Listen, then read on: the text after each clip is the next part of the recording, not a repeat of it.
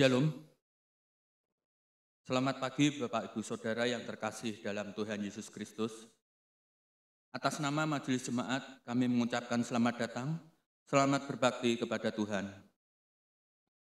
Apabila di antara Bapak Ibu Saudara ada yang baru pertama kali berbakti di GKI Blora ini, kami memohon untuk berdiri sejenak agar jemaat dapat mengenalnya. Tidak ada. Berikut kami sampaikan pokok warta minggu ini. Yang melayani firman Tuhan dalam kebaktian hari ini, Minggu 5 Januari 2025, di kebaktian umum 1 dan kebaktian umum 2, adalah Saudari Grace Admenesia Sebayang. Atas pelayanan yang diberikan, Majelis Jemaat GKI Blora mengucapkan terima kasih, dimohon jemaat mendukungnya di dalam doa. Persidangan Majelis Jemaat akan dilaksanakan pada Jumat 17 Januari 2025 pukul 17 sampai selesai. Tempat ruang rapat lantai 2 Gedung Serbaguna. Dimohon jemaat mendukungnya dalam doa. Atestasi keluar. Telah pindah keanggotaan jemaat dengan surat atestasi ke GKI Denpasar, Bali, yaitu yang pertama, Silvana Manggala beserta anak-anaknya, Levia Anabel Sugiarto, dan Leon Andriel Sugiarto. Alamat lama di Jalan Dr. Sutomo nomor 22 Blora. Alamat baru Jalan Tukat Sari Kuning 7B Panjer, Denpasar. Yang kedua, nama Stasia Manggala. Alamat lama Jalan Dr. Sutomo 22 Blora. Alamat baru Jalan Tukat Sari Kuning 7B Panjer, Denpasar. Dimohon jemaat mendukungnya dalam doa agar saudara-saudara tersebut dapat melayani Tuhan di tempat yang baru. Sakramen Perjamuan Kudus. Pada hari ini, Minggu 5 Januari 2025, dalam kebaktian umum 1 dan 2, di Gedung GKI Blora akan dilaksanakan pelayanan sakramen Perjamuan Kudus. Untuk Perjamuan Kudus pada minggu ini, kita menggunakan hosti dan anggur yang baru, bentuknya seperti ini. Yang bagian atas, hosti, nanti bisa dibuka, dan bagian bawahnya, anggur. Jadi nanti setelah mengambil hosti, baru dibalik. Anggurnya dibuka.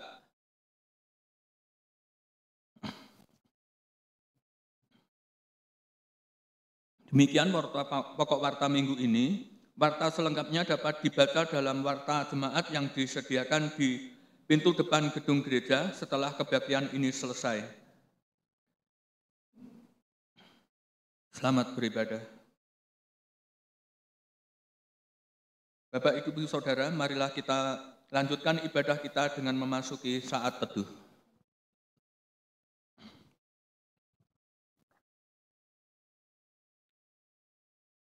Amin. Umat Tuhan yang dikasihi Tuhan, Tuhan telah melakukan banyak perbuatan besar bagi kita. Ini marilah datang dengan hati yang bergembira. Terpujilah Tuhan yang telah melakukan perbuatan besar bagi kita.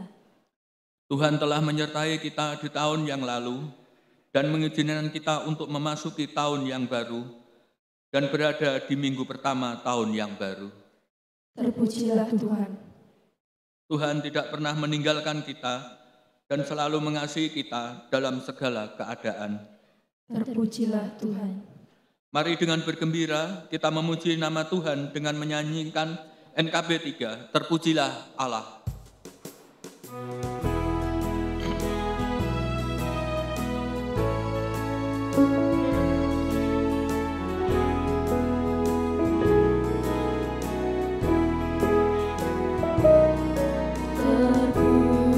Terpujilah Allah, hikmat-Nya besar, begitu kasih-Nya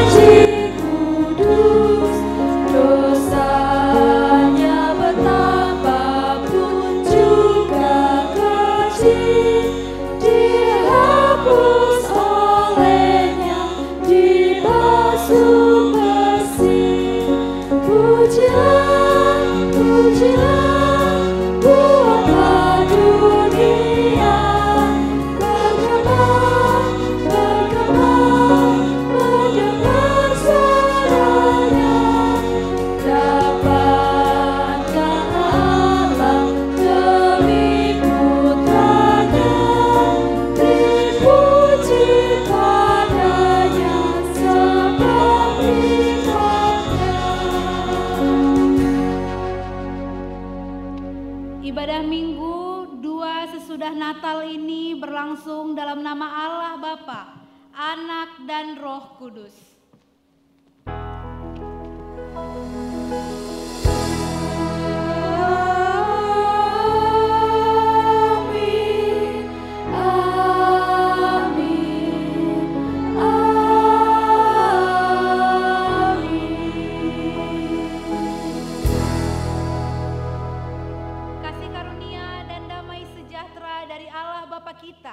Dan dari Tuhan Yesus Kristus menyertai saudara sekalian. Dan menyertai saudara juga.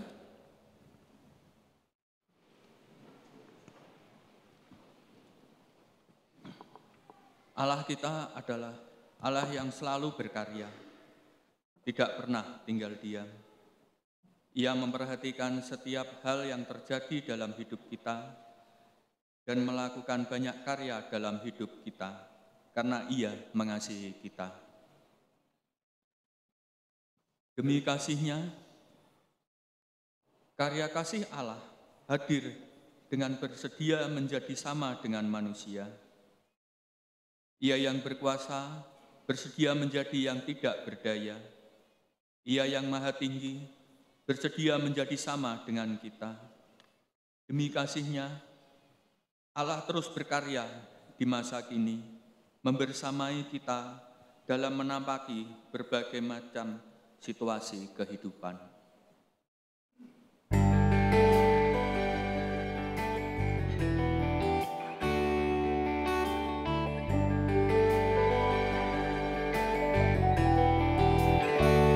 Ya Allah, kasih-Mu besar, lebih besar dari segala, tiada terduga dalamnya, tiada terjangkau luasnya.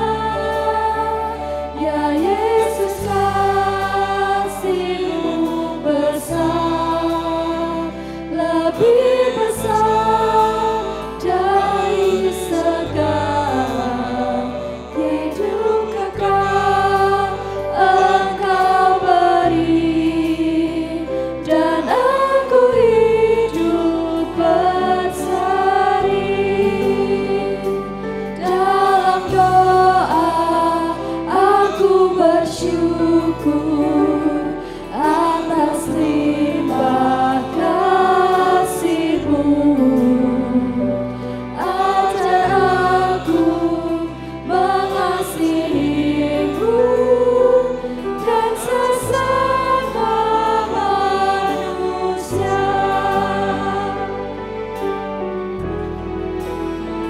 Ya Allah, kasih-Mu besar, lebih besar dari segala, tiada terduga dalamnya, tiada terjangkau luasnya.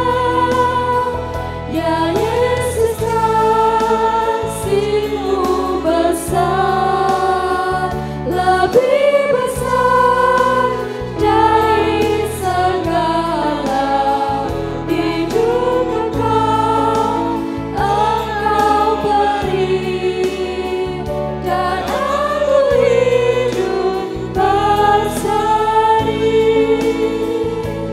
Dalam doa aku bersyukur atas limpah kasih-Mu.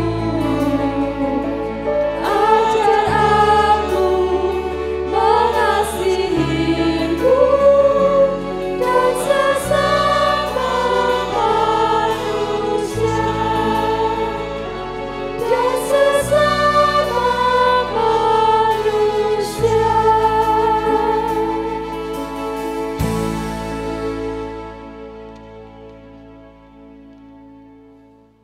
Mari bersama kita mengakui dosa-dosa kita di hadapan Tuhan. Kita berdoa secara pribadi.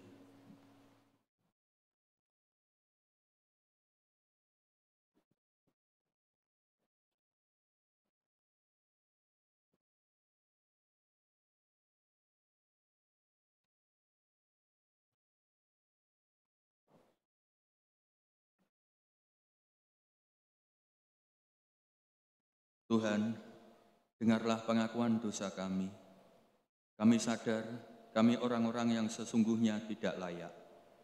Kami sadar dari mulut kami seringkali kami berdosa dalam dusta, kemarahan, dan hal-hal yang melukai sesama kami. Dari tangan, kaki, dan seluruh perbuatan kami, seringkali kami melakukan hal yang tidak berkenan kepadamu. Bahkan yang tersembunyi dari diri kami, hati dan pikiran kami pun dipenuhi dengan dosa dan kecemaran. Tuhan, rengkuhlah kami dan ampunilah kami. Amin.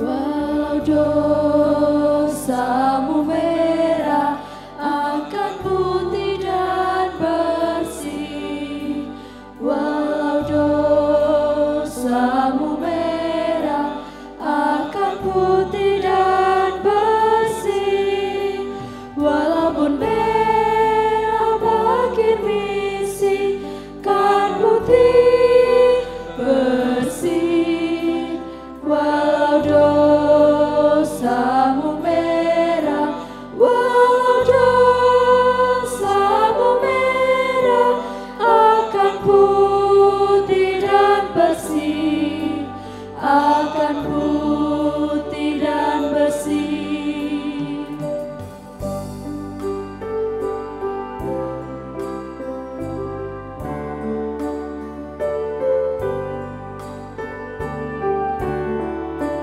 Tuhan mau mengampuni, melupakan dosamu. Tuhan mau mengampuni, melupakan dosamu.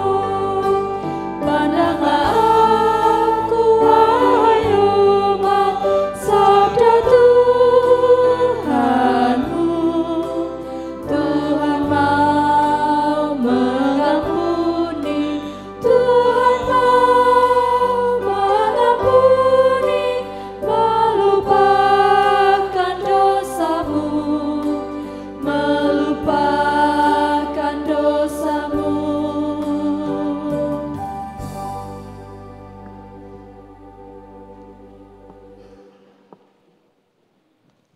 Saudara, kita bersyukur Tuhan mau mengampuni dan melupakan dosa kita. Sungguh ini anugerah yang besar. Karena belas kasih-Nya yang tidak terbatas, Ia berkenan menerima ungkapan penyesalan kita, umat-Nya. Pertobatan yang dinyatakan secara tulus akan memulihkan. Maka yang Maha Kasih mengerjakan pengampunan dan penebusan dosa melalui karyanya yang agung dan mulia. Saat ini terimalah sabda dalam 1 Yohanes 3 ayatnya yang pertama. Lihatlah betapa besarnya kasih yang dikaruniakan Bapa kepada kita, sehingga kita disebut anak-anak Allah. Demikianlah berita anugerah dari Tuhan. Syukur kepada Allah.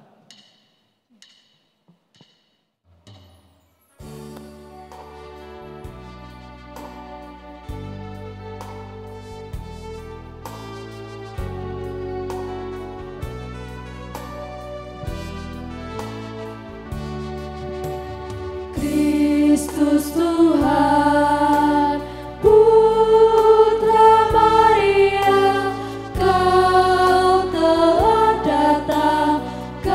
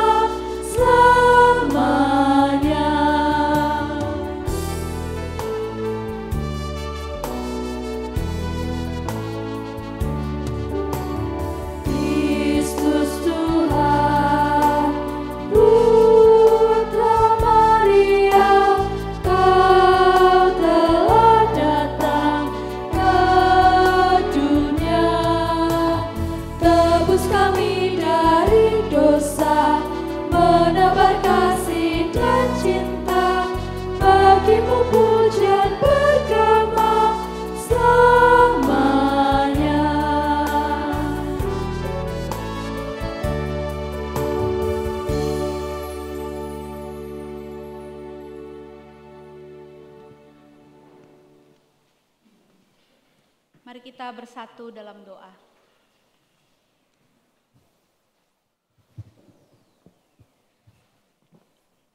Bapa yang baik, kami bersyukur Engkau Tuhan yang mau mengampuni dosa kami dan tidak mengingat-ingat segala pelanggaran kami. Sehingga hari ini kami bisa datang dengan penuh keberanian untuk berhadapan dengan Engkau. Bapa yang baik, pada pagi hari ini kami mau mendengarkan firman Tuhan. Kiranya Tuhan yang menolong supaya kami yang berdosa ini bisa betul-betul memberi diri untuk mau dimurnikan, disucikan oleh Tuhan melalui kebenaran firman-Mu. Biarlah Allah Roh Kudus yang menguasai setiap hati kami, sehingga kami bisa mengerti firman-Mu, menangkapnya, mau dimurnikan, disucikan olehnya dan juga melakukannya. Kiranya Engkau juga yang pakai hamba-Mu yang penuh dengan keterbatasan dosa dan bahkan bukan orang-orang suci, bukan orang sempurna. Kiranya Engkau yang pakai untuk memperkatakan firman hidup yang bisa menembus jiwa dan roh kami, sehingga kami bisa membedakan mana yang baik, mana yang berkenan di hati Allah, dan mana yang sempurna. Terima kasih Bapa yang baik, kami mohon pertolongan Allah Roh Kudus yang bersama-sama dengan kami di dalam pembacaan dan perenungan firman Tuhan. Dalam nama Tuhan Yesus Kristus yang telah menyelamatkan kami berdoa dan mengucap syukur. Amin.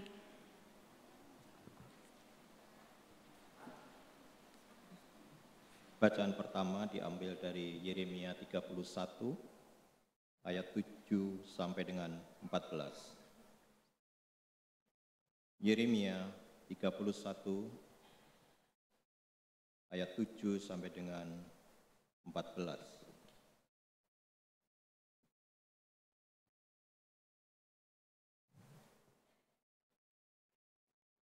Sebab beginilah firman Tuhan.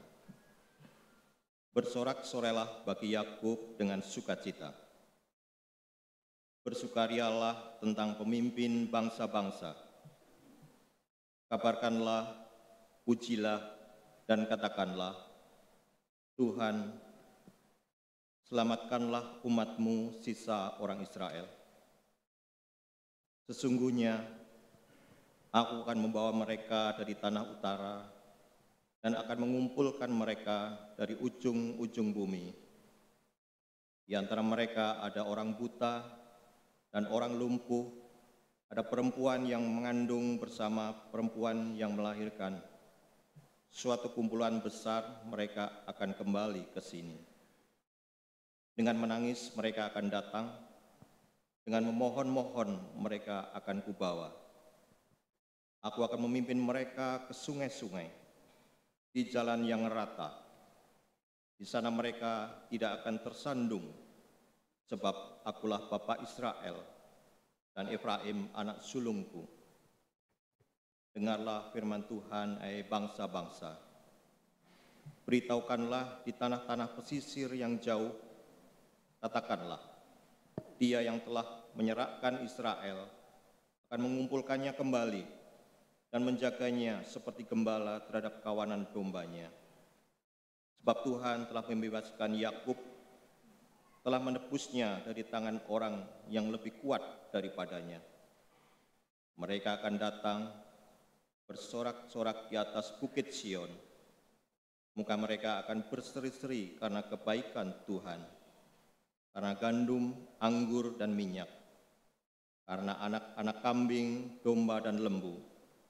Hidup mereka akan seperti taman yang diairi. Mereka tidak akan merana lagi. Pada waktu itu, anak dara akan bersukaria, menari-nari bersama orang-orang muda dan orang-orang tua. Aku akan mengubah duka cita mereka menjadi sukacita, akan menghibur dan membuat mereka gembira lepas dari kedukaan mereka. Aku akan memuaskan para imam dengan kelimpahan, dan umatku akan kenyang dengan kebaikanku. Demikianlah firman Tuhan. Syukur kepada Allah.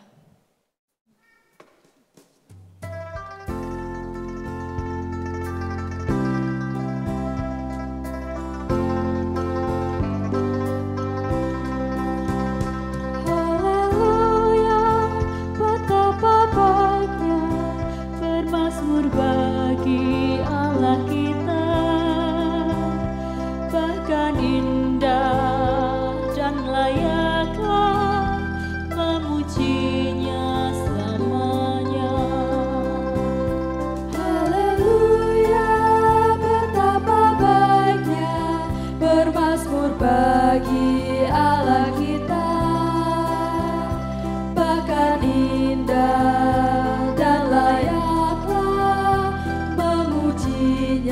selamanya.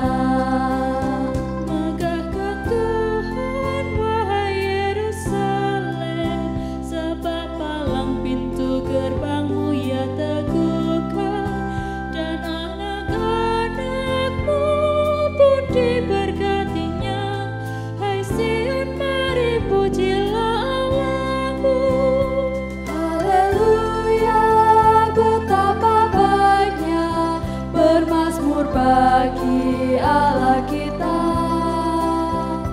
bahkan indah dan layaklah memujinya selamanya.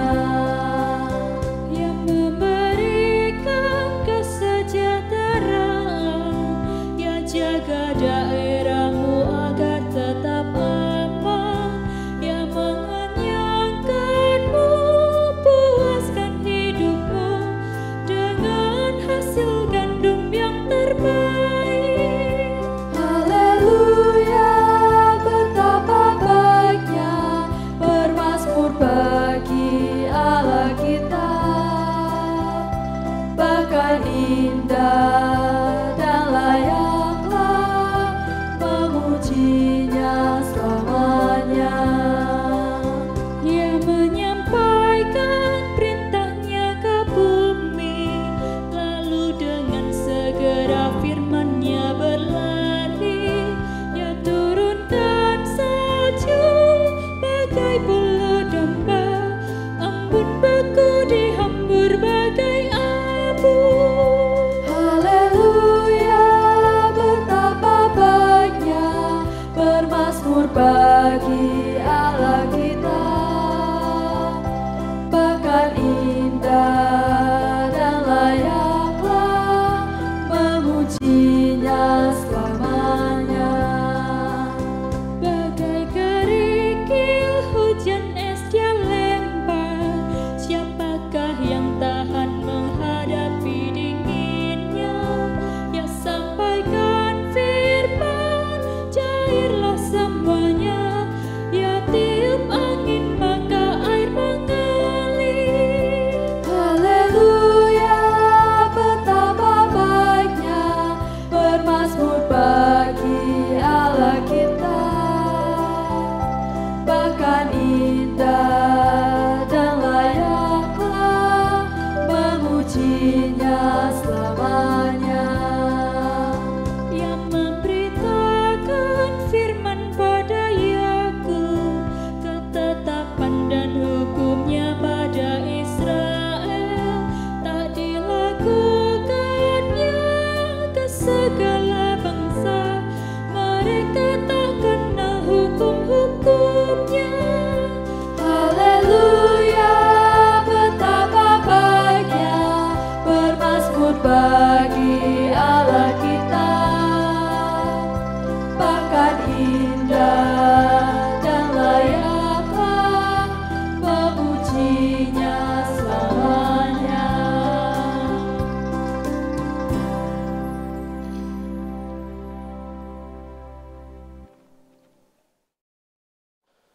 Bacaan kedua diambil dari Efesus 1 ayat 3 sampai dengan 14. Efesus 1 ayat 3 sampai dengan 14.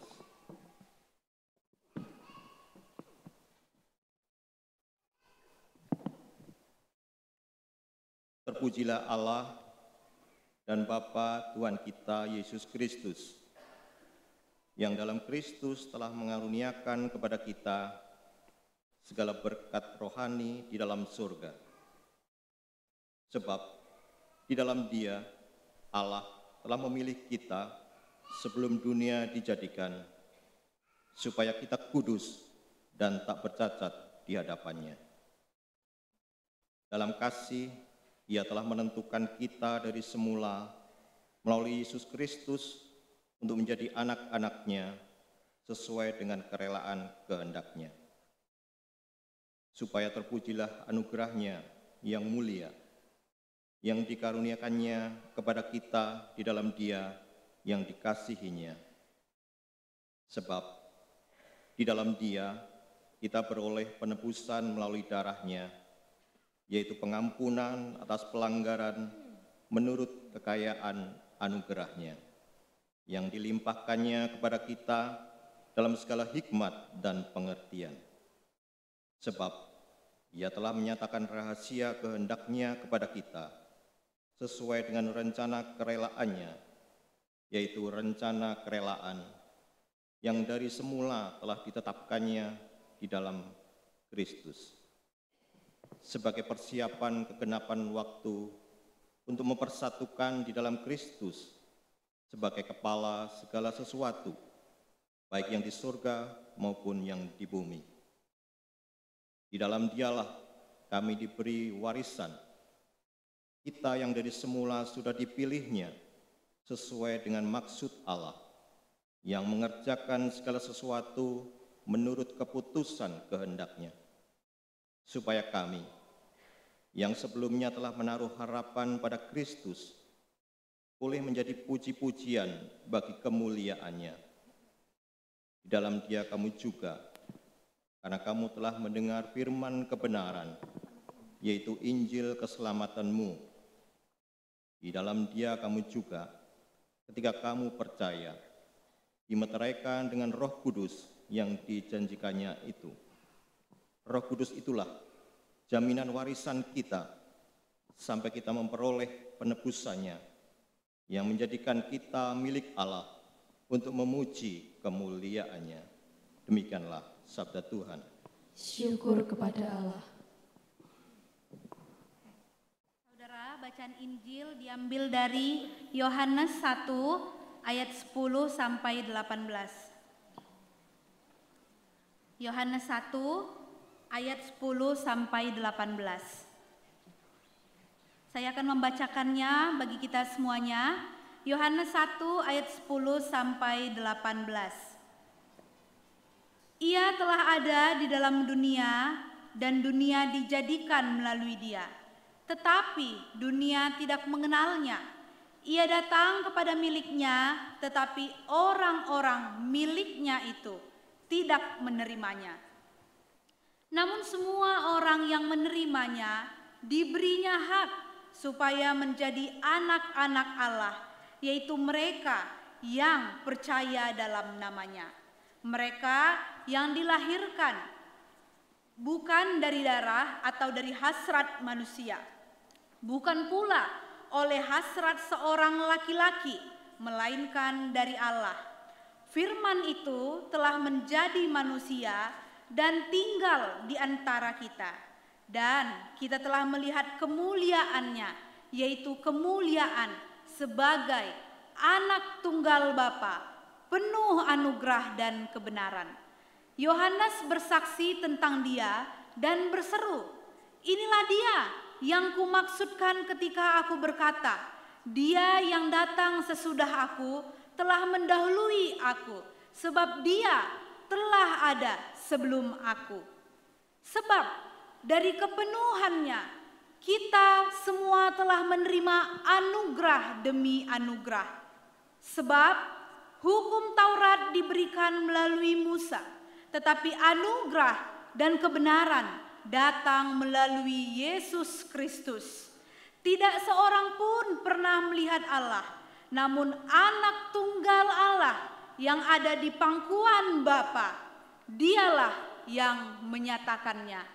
Demikianlah Injil Yesus Kristus. Berbahagialah setiap orang yang mendengarkan dan memelihara firman Tuhan. Haleluya.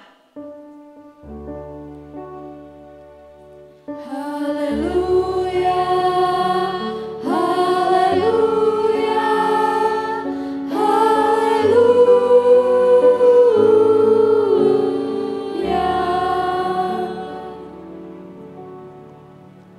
Shalom saudara. Selamat tahun baru. Ya, sekarang salam dulu kanan kiri depan belakangnya saudara, ucapkan selamat tahun baru.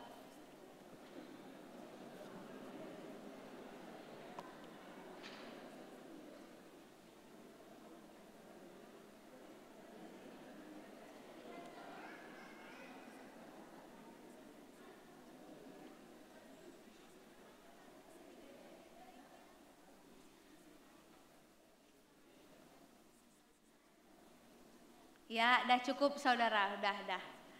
Dah ya, saya suruh sekarang karena nanti kan biasanya habis pulang kan pada pulang ya saudara. Nanti nggak sempat lagi salam, jadi sekarang sebelum kita ibadah kita selamat tahun baruan dulu. Ya saudara, hari ini saya mau mengucapkan selamat tahun baru untuk kita semua. Tuhan tolong di tahun yang baru kita semakin mengasihi Tuhan dan semakin serupa dengan Tuhan. Saudara, hari ini tema kita karya kasih Allah saudara. Jadi di tahun yang baru ini kita flashback lagi, kita melihat lagi apa sih karya kasih Allah di dalam kehidupan kita. Nah saudara, sebelum kita membahas karya kasih Allah dalam kehidupan kita, saya mau bertanya kepada kita semuanya. Ada yang tahu berapa tahun bangsa Mesir menjajah bangsa Israel saudara? Berapa tahun saudara? 430 tahun. 30 tahunnya Yakub dan juga anak-anaknya tinggal di tanah Mesir gitu kan saudara. 400 tahunnya Raja Firaunnya yang kemarin dulu ngajak Yakub untuk tinggal di Mesir udah meninggal. Terus 400 tahun berikutnya bangkit Firaun yang baru, raja yang baru. Kalau kita kan manggil raja kita presiden gitu ya saudara, tapi orang dulu orang Mesir manggil rajanya Firaun. Jadi bangkit Firaun yang baru, dia nggak tahu histori cerita tentang Yakub, Yusuf begitu yang merantau dari tanahnya ke Mesir. Jadi dia nggak suka sama orang Israel dan dijajahlah orang Israel di tanah Mesir selama 400 tahun saudara. 400 tahun itu kalau satu generasi 70 tahun, 400 tahun itu berapa generasi saudara? Hampir 6 ya, hampir 6 generasi. Hampir 6 generasi saudara, full-fullan semuanya mengalami penjajahan. Kalau Belanda ke Indonesia berapa saudara? 350 ya saudara, 350 tahun Belanda ke Indonesia, tapi Mesir kepada Israel itu 400 tahun. Hampir ya 6 generasi saudara dijajah oleh bangsa Mesir, orang Israelnya itu saudara. Nah standar dijajah ya perbudakan seperti biasanya saudara, disuruh kerja paksa, diapain aja harus mau begitu saudara, disuruh-suruh, diperlakukan bagaimana juga harus mau, nggak dikasih gaji yang sepantasnya harus mau, apalagi saudara dibunuh juga nggak punya kehendak untuk bilang nggak mau dibunuh saudara. Ya standar perbudakan pada umumnya begitu ya saudara.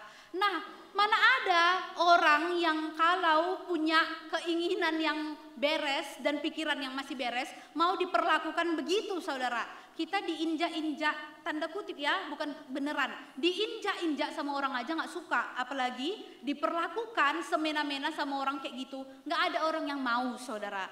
Makanya beberapa generasi orang Israel itu saudara berdoa kepada Tuhan, berseru nggak suka diperbudak sama bangsa Mesir kayak gitu, dan bersyukur di dalam semua keberdosaan orang Israel itu Tuhan dengar seruan mereka. Alhasil dengan cara-cara Allah yang spektakuler dikeluarkanlah orang Israel itu dari tanah Mesir ke tanah perjanjian yang berlimpah susu dan madunya saudara. Ini tanah bagus sekali, berlimpah susu dan madunya, dan bukan cuma tanah yang berlimpah susu dan madunya, tanah yang bukan milik kepunyaan mereka, tapi nanti mereka bisa memilikinya dan tinggal di situ. Wah, spektakuler sekali saudara. Cara Allah bekerja, yang diserukan cuma untuk keluar dari perbudakan, tapi Allah menyediakan yang jauh lebih baik, jauh lebih hebat daripada apa yang orang Israel pikirkan dan doakan. Saudara, ketika Tuhan bawa mereka keluar dari tanah perbudakan ke tanah perjanjian yang berlimpah susu dan madunya, mereka melewati padang gurun saudara.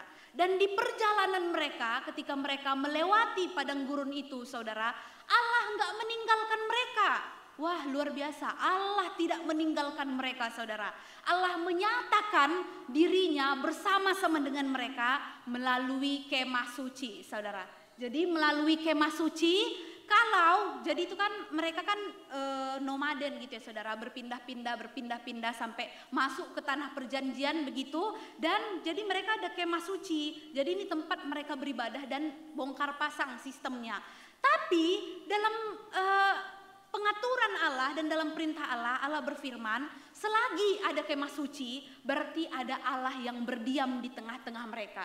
Jadi tanda kutip begitu, tempat tinggal Allah di kemah suci. Dan kalau kita lihat di gambar, itu kan ada kemah suci yang warna hijau itu ya saudara. Sekelilingnya itu banyak kemah. Jadi sekelilingnya itu tempat tinggal orang Israel, kemah-kemahnya. Terus yang warna hijau itu kemah suci Allah sendiri. Jadi selagi ada kemah suci, semuanya aman karena Allah Israel tinggal bersama-sama dengan mereka.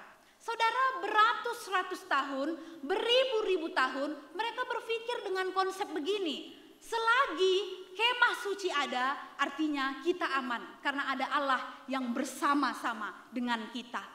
Saudara, beribu-ribu tahun setelah itu, Allah memberi kasih karunia yang jauh lebih besar daripada sekedar kemah suci. Beribu-ribu tahun berikutnya Allah menyatakan dia hadir kepada manusia, tapi bukan dalam kemah suci yang hanya ya saudara, kemah suci aja sebenarnya udah spektakuler gitu ya.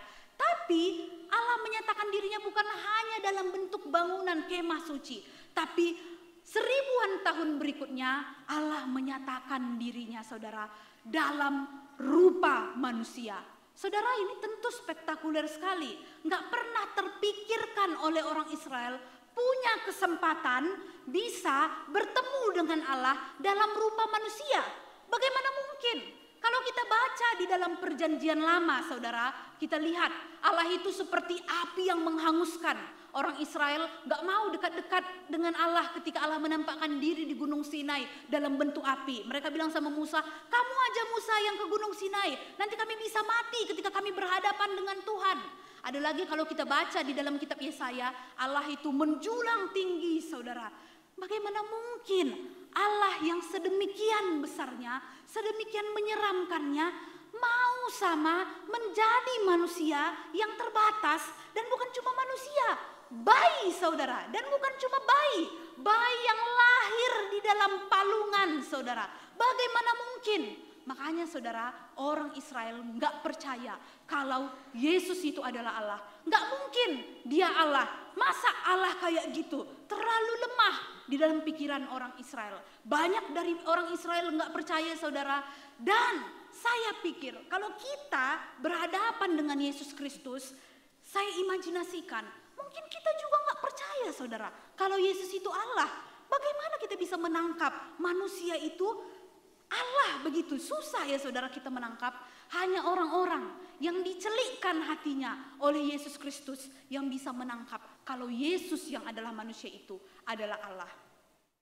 Saudara, banyak orang yang gak percaya bahwa Yesus adalah Allah, terutama ahli-ahli Taurat dan orang-orang Farisi, orang-orang Kristen berpendidikan tinggi gak percaya bahwa Yesus adalah Allah.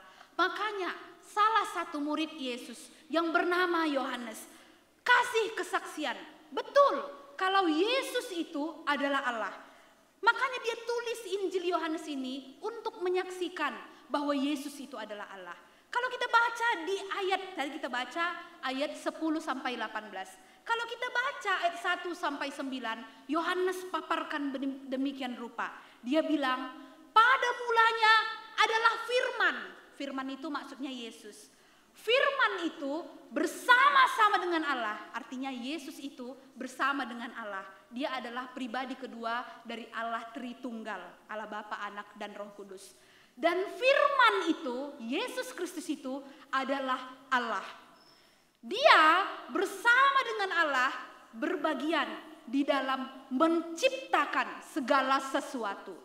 Sebenarnya ketika Yohanes bilang ini, dia sekedar pendeknya mau bilang, Yesus itu adalah Allah, dia udah bersama dengan Bapa ketika penciptaan, karena dia udah bersama dengan Bapa ketika penciptaan, makanya dia adalah Allah, saudara.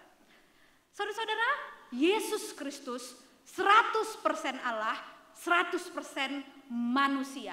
Ini bukan sekedar ada manusia terus ada roh Allah turun atas dia? Enggak, saudara. Yesus Kristus itu 100% Allah, 100% manusia. Dan berbahagia kita, Allah kita mau mengambil rupa kita yang lemah dan terbatas ini, saudara. Banyak orang, masa Allah jadi manusia? Bukannya bersyukur Allah mau jadi manusia. Berpikirnya gitu ya saudara. Orang bilang, masa Allah manusia? Tapi bukannya kita bersyukur Allah mau jadi sama seperti kita manusia. Cara berpikirnya seperti itu saudara. Saudara, Yesus Kristus Allah itu datang ke dunia. Kemarin di ibadah tutup tahun, saya berkhotbah tentang Yesus yang adalah terang dunia. Dia datang saudara sebagai terang untuk menerangi dunia kita yang gelap sekali saudara. Penuh dengan kejahatan. Semua orang telah berbuat dosa dan telah kehilangan kemuliaan Allah. Meskipun kita lihat ada orang baik, meskipun kita lihat ada orang ramah, murah hati dan lain sebagainya. Tapi pada kenyataannya di dalam pandangan Allah kita tidak bisa pungkiri. Semua manusia telah berdosa dan telah kehilangan kemuliaan Allah. Semuanya gelap matanya saudara, semuanya tertutup oleh dosa. Tapi Yesus Kristus datang sebagai terang ke dunia. Ngapain dia datang ke dunia? Untuk menerangi kita saudara. Sehingga kita tidak lagi hidup dalam dosa. Sehingga kita disucikan olehnya. Kita diselamatkan olehnya. Kita diterangi olehnya. Sehingga kita bisa melihat mana yang baik, mana yang salah, mana yang berkenan di hati Allah, mana yang sempurna, mana yang Tuhan rasa baik untuk dilakukan, mana yang Tuhan gak mau kita lakukan. Kalau kita tanpa Yesus, kita nggak tahu mana yang baik. Kita cuma tahu mana yang salah, mana yang salah, mana yang salah. Kita lakukan mana yang salah, mana yang salah, mana yang salah. Tapi di dalam pandangan kita, kita benar, kita benar, kita benar. Tapi ketika terang dunia itu datang, kelihatanlah betapa gelapnya kita. Ini yang terang, ini yang benar, ini yang harus kita lakukan.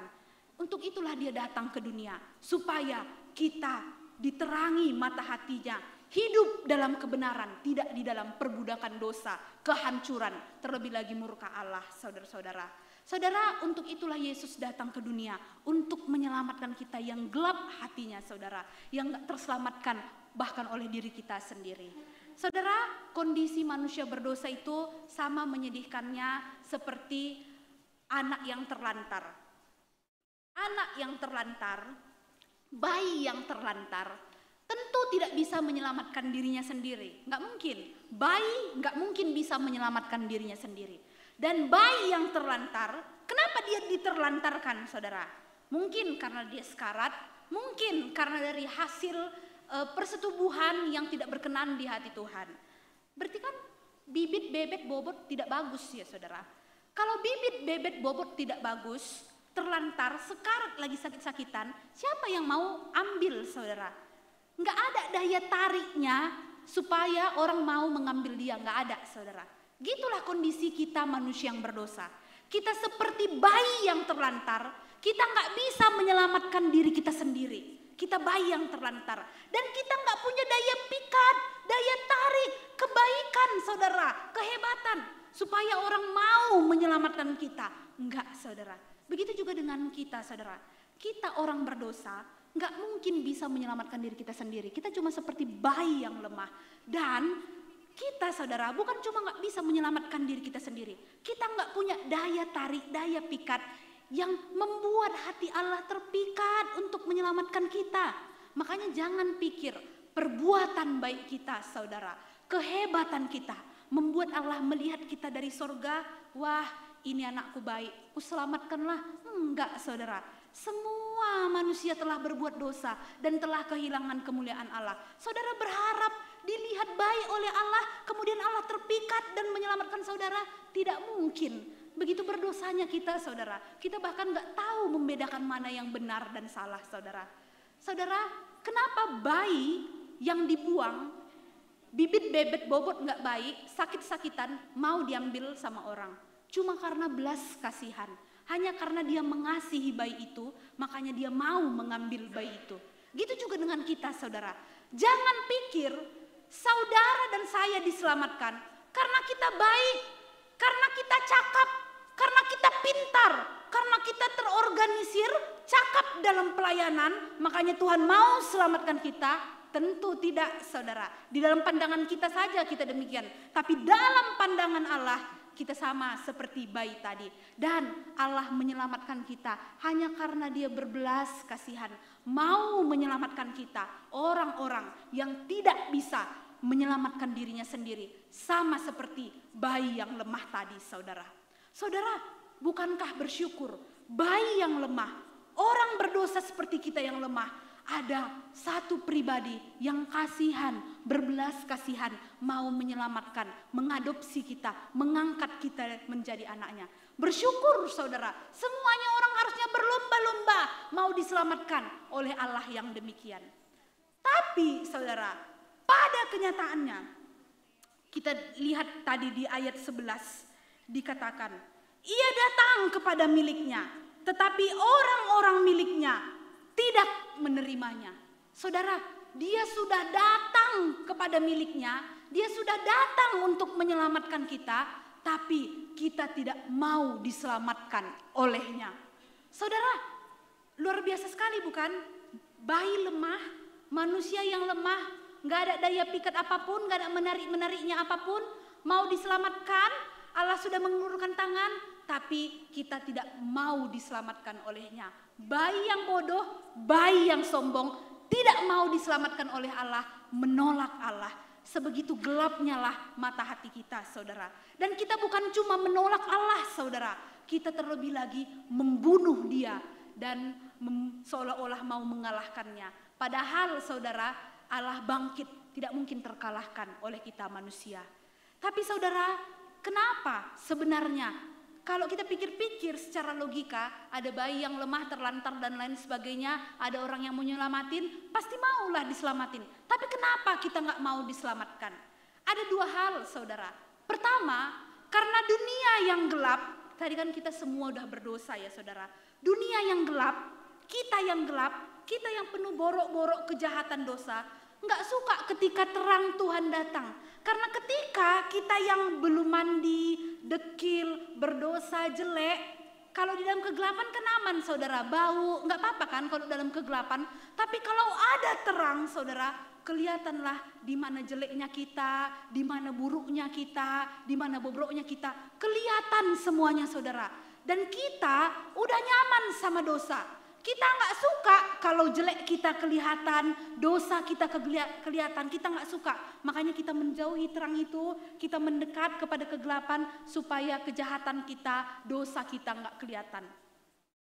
Kita tidak suka dosa kita, kejahatan kita ditelanjangi. Ya manusia begitu ya saudara, nggak ada orang yang suka kelemahannya, keburukannya, dosa-dosanya yang paling ditutupi, ditelanjangi oleh kebenaran firman Tuhan. Kalau kita tidak di dalam Tuhan, nggak mungkin kita suka ditegur sama firman Tuhan. Makanya saudara, orang yang mau ditegur sama firman Tuhan bersyukur karena dia ada di dalam terang. Kalau orang yang ada firman Tuhan diberitakan, marah-marah, nggak suka ditegur sama firman, nggak salah. Karena dia di dalam kegelapan, nggak suka dia kalau ada terang yang menyinari dia. Alasan kedua saudara, kenapa kita menolak untuk diselamatkan oleh Allah?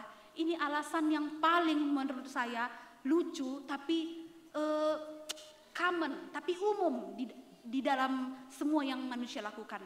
Karena manusia itu, bayi yang lemah itu saudara, sombong dan bodoh dan merasa bisa menyelamatkan dirinya sendiri. Jadi kita orang berdosa ini merasa bisa menyelamatkan diri kita sendiri. Kita merasa bisa enggak tanpa Allah. Kita merasa bisa untuk menolong diri kita sendiri tanpa Allah. Makanya ketika Allah mengulurkan tangannya kita enggak mau. Karena kita pikir kita bisa menyelamatkan diri kita sendiri. Makanya enggak heran saudara kalau ada orang yang berpikir perbuatan baiknya bisa menyelamatkan dirinya. Karena dia memang ngerasa lebih super power daripada Tuhan. Dia ngerasa nggak butuh Tuhan, aku sendiri bisa nyelamatin diriku. Padahal dia cuma seperti bayi yang lemah, nggak bisa menyelamatkan dirinya sendiri. Orang berpikir perbuatan baikku pasti bisa menyelamatkanku. Banyak-banyak perbuatan baik, banyak-banyak memberi. Karena ini nanti dihitung, ditimbang. Saudara, dipikir bisa perbuatan baik menyelamatkan. Padahal bayi yang lemah nggak bisa menyelamatkan dirinya sendiri. Yang kedua saudara, orang pikir science. Ilmu pengetahuan bisa menjadi jaminan untuk kesejahteraan manusia sampai selama-lamanya, saudara. Makanya banyak orang berpengetahuan tapi tidak takut akan Tuhan. Karena dia pikir ilmu pengetahuan, teknologi, hikmat bijaksananya bisa menyelamatkan dia, saudara. Saudara, orang pikir psikolog satu-satunya yang bisa menyembuhkan mental kita, menyelamatkan kita daripada stres. Saudara, sebenarnya ya saudara, itulah gelapnya mata kita sehingga kita tidak berhikmat, saudara. Masa kalau dalam pola pikir kita aja, manusia yang rusak gak mungkin bisa memperbaiki manusia rusak lainnya, saudara. Dan ciptaan rusak lainnya, saudara. Gak mungkin. Ciptaan yang rusak gak mungkin bisa memperbaiki ciptaan rusak lainnya. Dan bahkan dirinya sendiri itu cuma buat makin rusak, saudara. Tidak bisa kita manusia yang rusak menyelamatkan diri kita sendiri. Hanya pencipta yang baik, yang tidak rusak, yang sempurna, yang bisa menyelamatkan manusia yang rusak dan bercacat tadi. Tapi entah mengapa dosa membuat pikiran kita tidak berhikmat, saudara. Sombong, tidak merasa perlu Tuhan, sehingga kita pikir kita bisa menyelamatkan diri kita sendiri, sehingga kita meninggalkan Tuhan. Gak heran orang jadi ateis, karena dia pikir dia bisa menyelamatkan dirinya sendiri. Pintar aku menerumuskan teori ini, bisa lah aku menyelamatkan diriku sendiri. Gak heran orang malas ke gereja, karena ngerasa aku bisa selamatin diriku sendiri. Gak heran orang malas baca Alkitab. Kenapa? Karena hikmatku, cara kerjaku, komunitasku, keluargaku bisa menyelamatkanku, menolong aku. Padahal saudara, cuma perkataan Tuhan. Tuhan yang sempurna, yang baik, yang tidak rusak, yang bisa menyelamatkan, memperbaiki dan memulihkan kita. Saudara, itulah gelapnya kita. Kita yang rusak berpikir kita bisa memperbaiki diri dan memperbaiki ciptaan lainnya. Tanpa Allah tidak mungkin bisa, saudara. Tapi kita menolak dia, kita tidak mau diselamatkan olehnya. Tapi saudara, meskipun demikian, ada sebagian kecil orang, sedikit orang yang diterangi mata hatinya oleh Roh Kudus. Sehingga dia sadar dia bayi yang lemah, seperti bayi yang lemah tadi tidak bisa menyelamatkan dirinya sendiri. Oleh karena itu dia mengulurkan tangannya, mau diselamatkan oleh Yesus Kristus melalui pengorbanan Yesus Kristus di kayu salib. Saudara-saudara, kita yang sudah percaya kepada Tuhan, mau diselamatkan oleh Tuhan, kita diampuni, semua dosanya tidak diperhitungkan. Ketika tadi saya baca lagu kita, Tuhan mau mengampuni, Tuhan mau melupakan dosa. Itu satu hal yang dalam, saudara. Saudara, kita aja susah melupakan kesalahan orang lain. Kita aja susah melupakan dosa orang lain sama kita. Tapi kalau Tuhan segitu gede-gedenya dosa kita mau diampuni, dilupakan oleh Tuhan, itu satu hal yang besar, saudara. Jangan pikir itu satu hal yang kecil. Saudara, kita diampuni dosanya, gak diingat-ingat, gak diperhitungkan kesalahan dosanya. Kita diterangi mata hatinya oleh kebenaran firman Tuhan, sehingga kita bisa membedakan mana yang benar, mana yang salah, mana yang berkenan di hati Tuhan, mana yang tidak berkenan di hati Tuhan, mana yang patut dilakukan, mana yang tidak patut dilakukan. Dan tidak hanya itu, saudara, kita diberi hidup kekal. Dan yang paling amazing, yang paling luar biasa, kita diadopsi menjadi anak-anak Allah.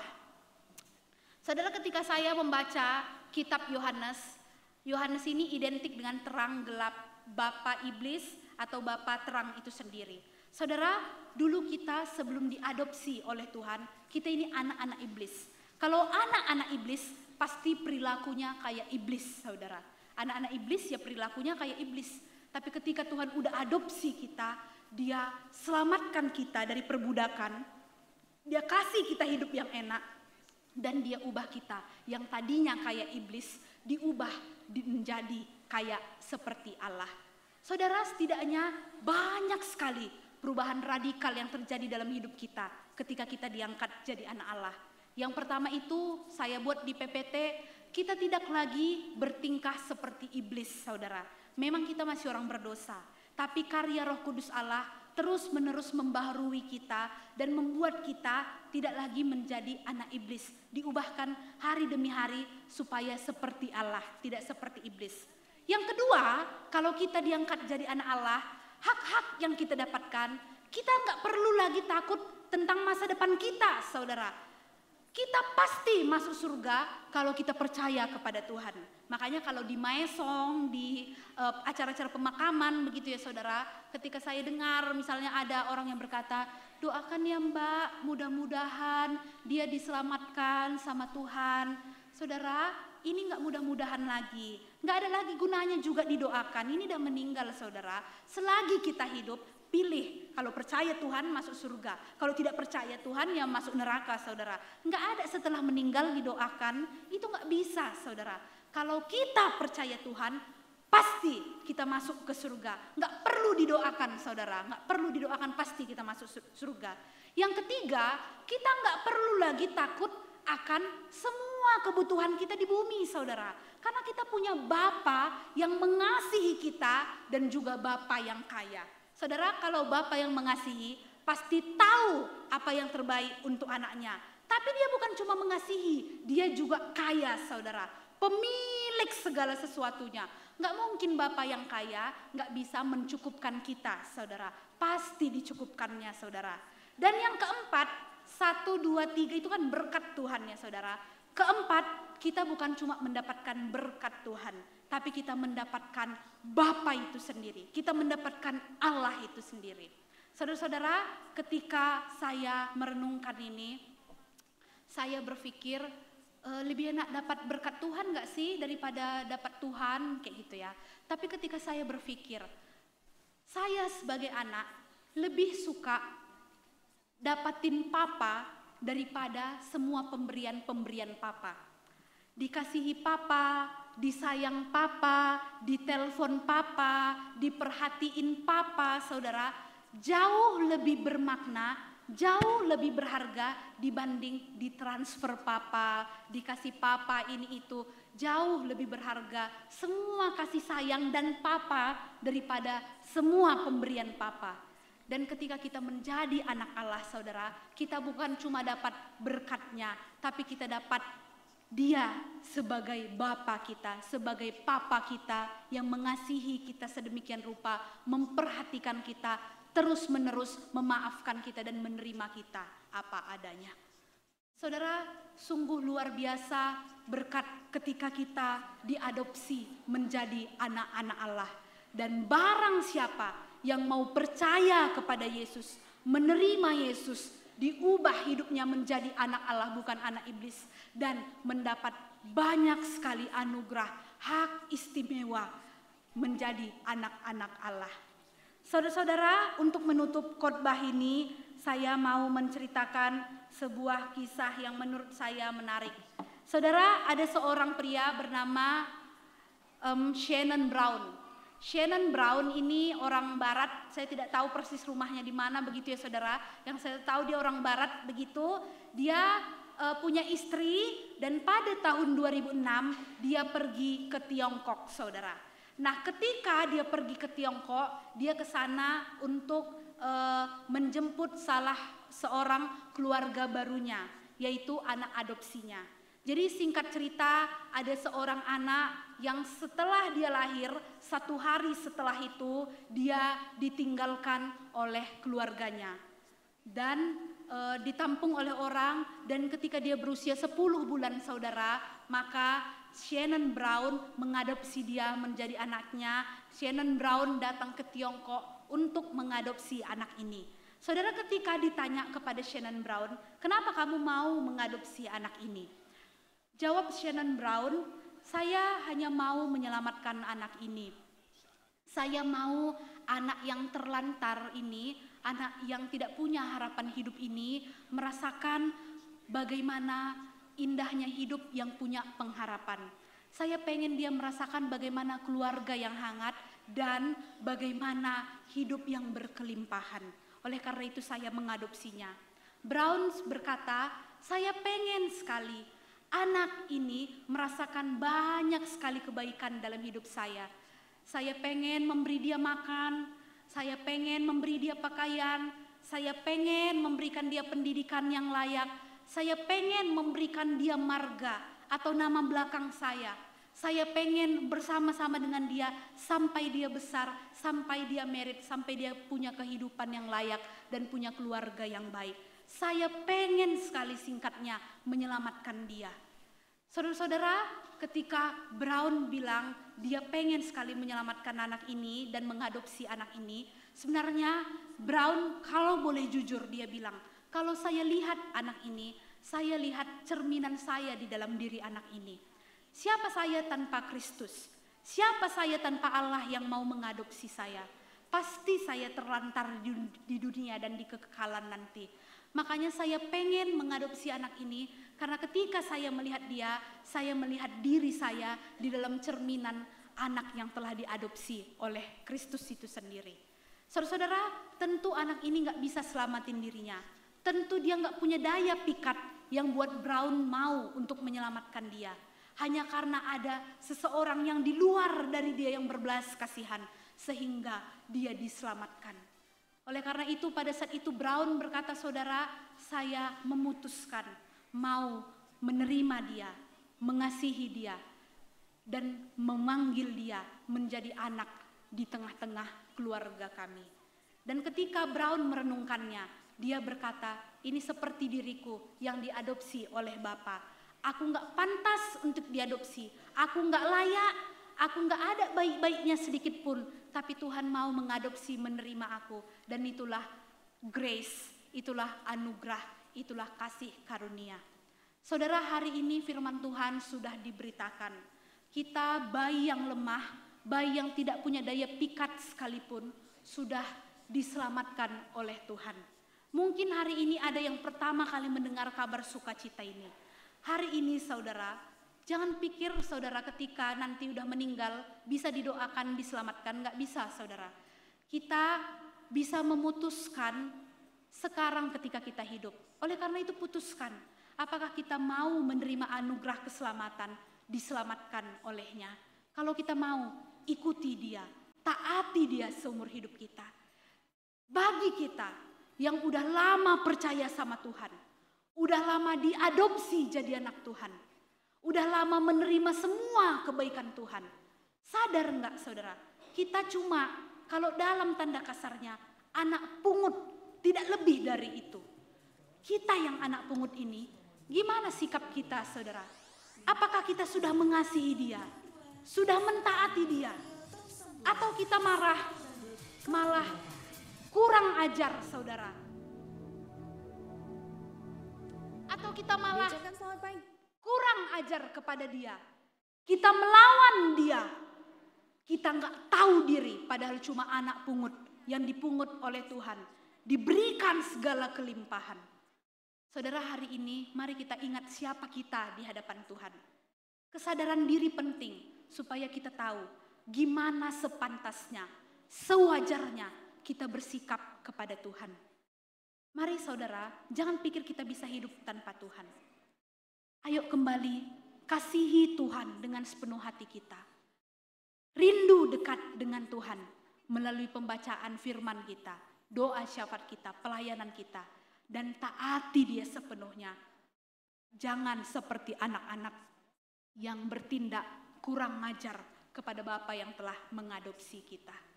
Mari sama-sama kita mengambil sikap teduh. Kita mengambil doa pribadi kita kepada Tuhan.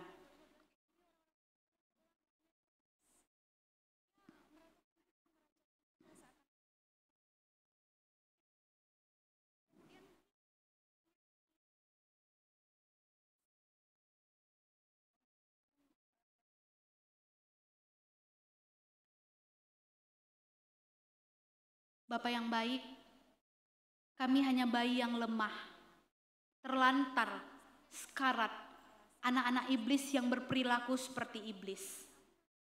Tapi Tuhan berkenan di dalam semua hal yang tidak menarik di dalam diri kami. untuk mau menyelamatkan kami. Kami bersyukur Tuhan, kami bersyukur bagi anak-anak Tuhan yang belum pernah mendengar berita baik ini. Mohon Tuhan, berbelas kasihan, gerakkan hati mereka untuk mau datang kepada Tuhan, diterangi oleh Tuhan, menerima Tuhan sebagai Tuhan dan Juru Selamat mereka, dan mentaati Tuhan segenap hati. Untuk setiap kami yang sudah lama menerima Tuhan, sudah lama menjadi anak Tuhan, tapi dalam perjalanan iman kami sering tidak tahu diri, tidak tahu bersyukur di hadapan Tuhan, tidak tahu berterima kasih, sehingga kami bertindak kurang ajar di hadapan Tuhan. Kami melawan Tuhan, bertindak sesuka hati kami, tidak mau dekat sama Tuhan, merasa tidak membutuhkan Tuhan, sungut-sungut sama Tuhan, menuntut ini itu daripada Tuhan, tidak mau baca Alkitab Tuhan, karena kami pikir kami bisa hidup tanpa Tuhan. Ampuni kami Tuhan, ampuni kami Tuhan. Tuhan tolong kami supaya selepas dari kami ibadah ini, kami sadar diri siapa kami, hanya bayi yang diadopsi oleh Tuhan. Sehingga kami kembali mengasihi Tuhan, rindu dekat dengan Tuhan, melalui pembacaan firman kami, saat teduh kami, doa syafaat kami, pelayanan kami, dan kami mentaati Tuhan sepenuhnya dalam kehidupan kami. Hamba-Mu sudah selesai menyampaikan firman, Allah yang jauh lebih hebat daripada perkataan hamba-Mu, kiranya yang menafsirkan firman ini di dalam kehidupan setiap anak-anak Tuhan. Dalam nama Tuhan Yesus Kristus yang telah menyelamatkan kami, sang bayi yang hina, kami berdoa dan mengucap syukur. Amin.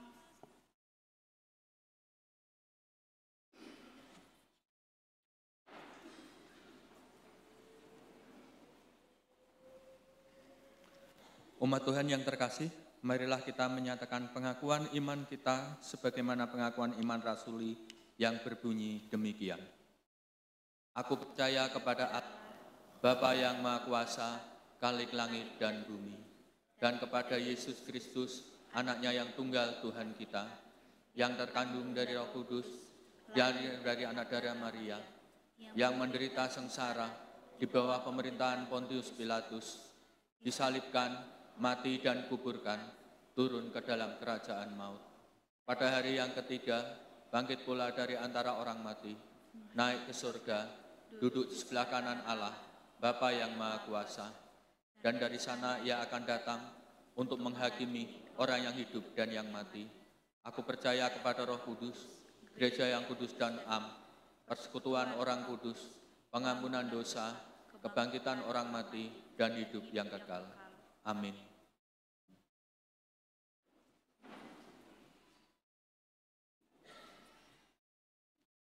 Saudara, kita akan menaikkan doa syafaat kita. Sebelum kita menaikkan doa syafaat kita bersama-sama, saya berikan setiap kita waktu untuk menaikkan pokok doa pribadi kita ke hadapan Tuhan. Mari setiap anak Tuhan, saya berikan waktu untuk berdoa di hadapan Tuhan.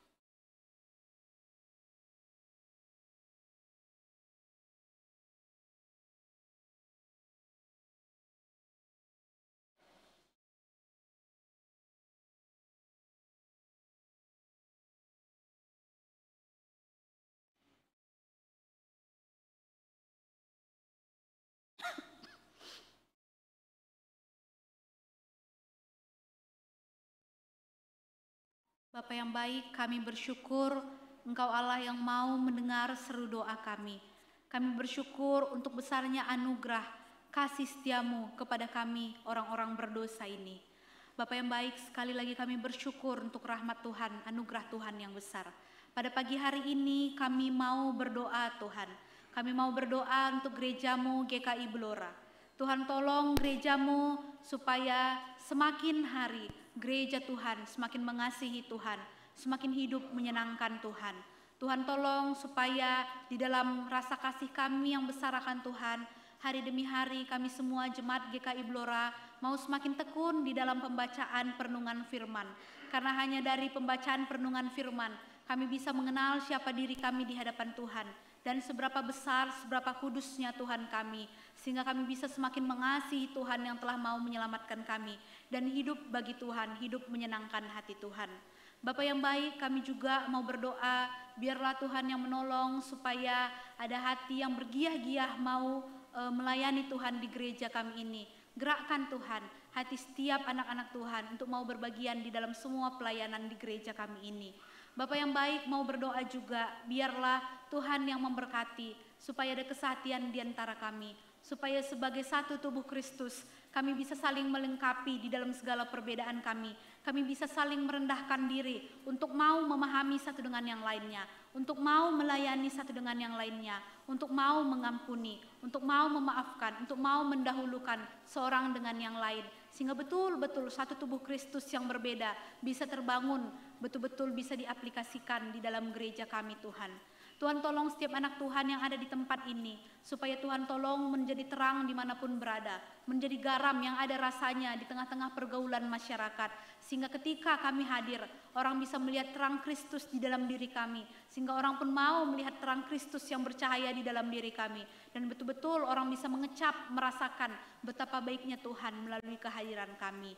Bapa yang baik, kami juga mau berdoa supaya Tuhan yang memberkati semua anak Tuhan yang melayani di gereja ini, baik itu hamba Tuhan, majelis, guru sekolah minggu, pengurus komisi, siapapun itu Tuhan, bahkan petugas-petugas multimedia dan lain sebagainya, pemusik, Tuhan kiranya yang menolong supaya kami punya motivasi hati yang benar di dalam melayani Tuhan, sehingga betul-betul pelayanan kami menyukakan Tuhan, menyenangkan hati Tuhan. Bapa yang baik, kami juga mau berdoa untuk setiap jemaat Tuhan di tempat ini.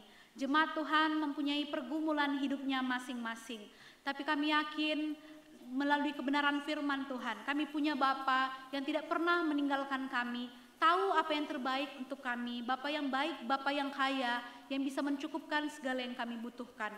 Oleh karena itu Tuhan, biarlah di dalam segala hal yang Tuhan izinkan terjadi dalam kehidupan kami, berikan kami mata iman yang percaya kepada hatinya Bapa, yang tak pernah merancangkan yang buruk, tapi selalu mendatangkan kebaikan bagi setiap kami.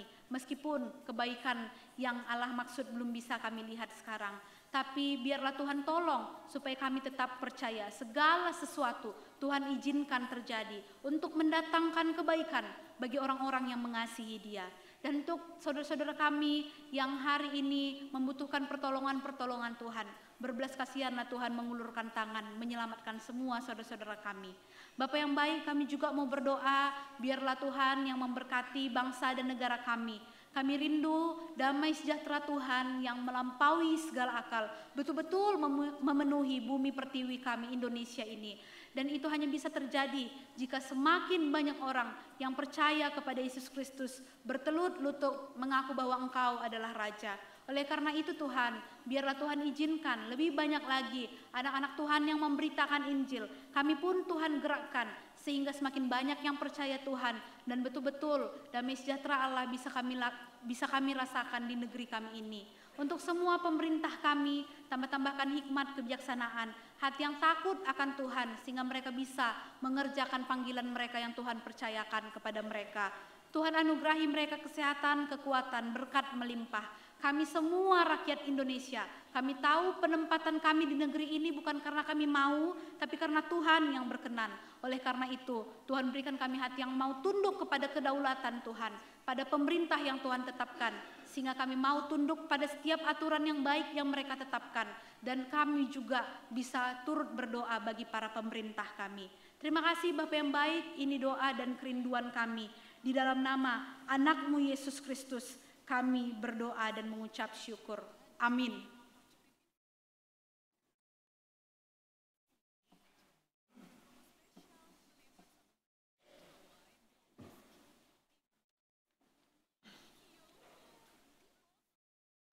Ungkapan syukur yang kita nyatakan dalam ibadah dengan berpersembahan saat ini, kita landasi firman Tuhan sebagaimana yang dinyatakan oleh Rasul Paulus yang ditulis dalam 1 Korintus 6 ayat ke-19 dan 20. Atau tidak tahukah kamu bahwa tubuhmu adalah bait Roh Kudus yang diam di dalam kamu, Roh Kudus yang kamu peroleh dari Allah, dan bahwa kamu bukan milik kamu sendiri, sebab kamu telah dibeli dan harganya telah lunas dibayar. Karena itu, muliakanlah Allah dengan tubuhmu.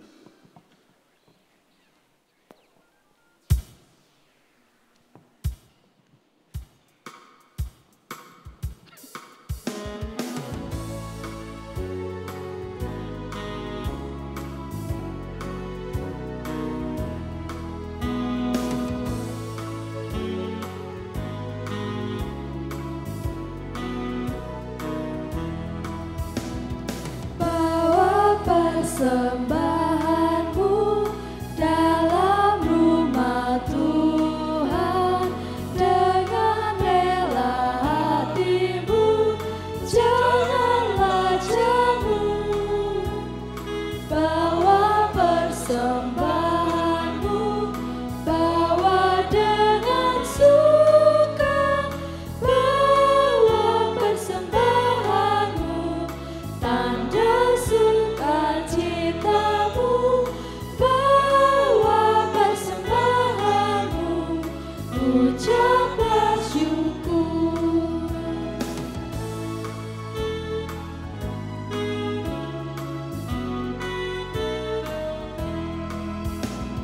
Rahmat Tuhan padamu tidak tertandingi oleh apa saja pun dalam dunia.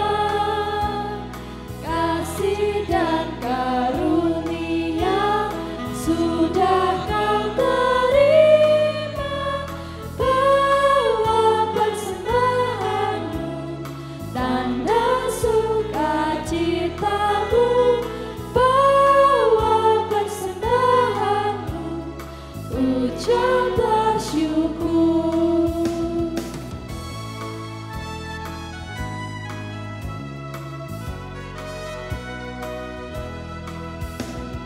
Persembahkan dirimu untuk Tuhan pakai, agar kerajaannya makin nyatalah. Damai dan sejahtera diberikan Tuhan, bawa persembahanmu, tanda sukacitamu, bawa persembahanmu, ucaplah syukur.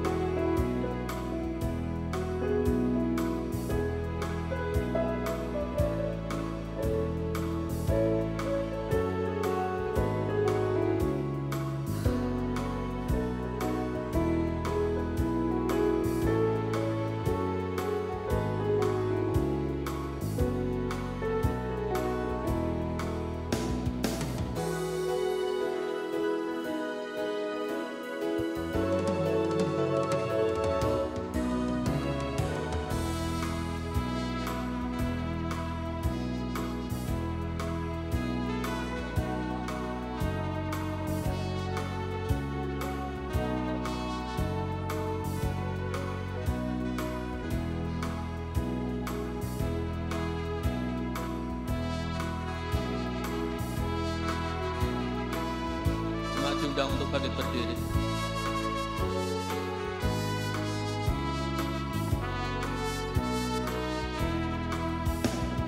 Bawa persembahanmu dalam rumah Tuhan, dengan rela hatimu, janganlah jemu.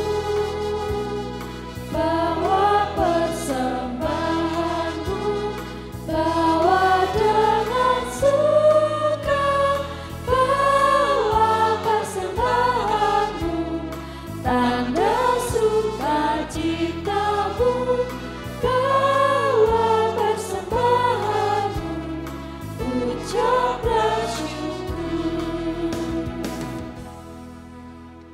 Mari kita berdoa.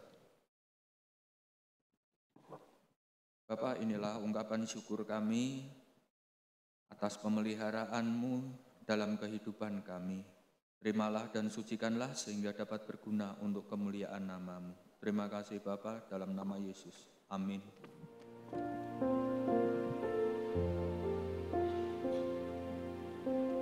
Saudara, Allah adalah kasih dan sumber kasih. Oleh karena itu, bukalah hati kita untuk menerima Dia dan firman-Nya. Sebelum kita pulang, mari kita memujikan Dia. Allah adalah kasih dan sumber kasih.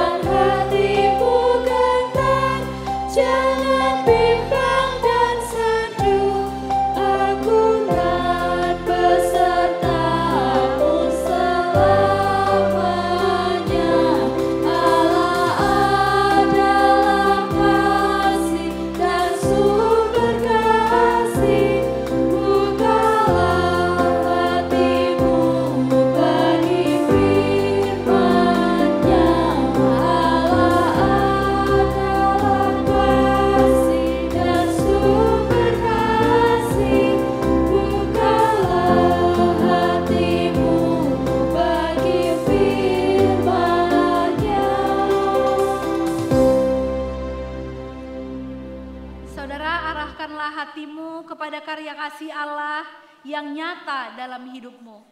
Kami mengarahkan hati kepada Allah. Jadilah saksi bagi Kristus yang membagikan kasih-Nya bagi sesama. Kami siap menjadi saksi bagi Kristus. Terpujilah Tuhan Allah kita, kini dan selamanya. Saudara, terimalah berkat Tuhan. Kiranya cinta kasih Allah Bapa senantiasa melingkupimu. Kiranya keselamatan Kristus meneguhkan hatimu saat kau berjalan di tengah dunia. Kiranya pertolongan Roh Kudus senantiasa menuntunmu. Dan Allah dalam persekutuan kasih-Nya memberkatimu dari sekarang sampai selama-lamanya. Haleluya.